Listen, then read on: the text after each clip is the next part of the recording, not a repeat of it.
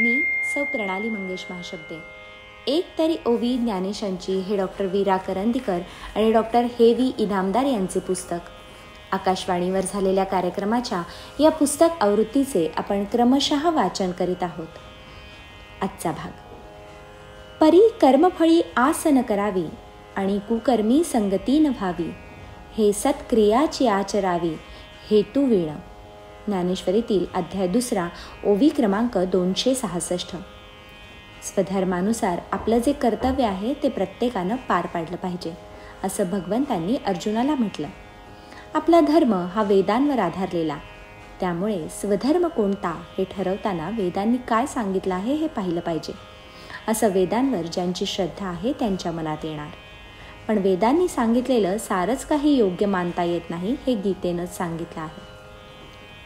त्या संदर्भात ज्ञानदेवांनी जे विवेचन केलं आहे त्यात आलेली ही ओवी आहे. स्वर्गप्राप्तीसाठी यज्ञ करावा असं वेदांनी म्हटलं आहे, पण उपनिषदांनी वेदांचं हे सांगणं चुकीचं ठरवलं आहे असा उल्लेख ज्ञानदेवांनी केला आहे. गीतेनं उपनिषदांचंच अनुसरण केलं आहे. गीतेचं म्हणणं स्पष्ट करताना ज्ञानदेवांनी असं म्हटलं आहे की केवळ वेदात सांगितलं आहे म्हणून स्वर्गसुखाची कामना ठेवून कोणतेही कर्म करणं योग्य नाही. वेदात सांगितलेले कर्म करताना आपण वेदांना अनुसरतो आहोत असं समाधान मनाला मिळतं हे खरं, पण ते फसवं आहे. कारण स्वर्गसुखाची इच्छा ठेवली की ईश्वर प्राप्तीचं ध्येय बाजूला पडतं. तेव्हा वेदांनी अनेक गोष्टी सांगितल्या असल्या तरी सारासार विचार करून आपण त्यातल्या योग्य तेवढ्याच घ्यावा असा सावधगिरीचा इशारा ज्ञानदेवांनी दिला आहे.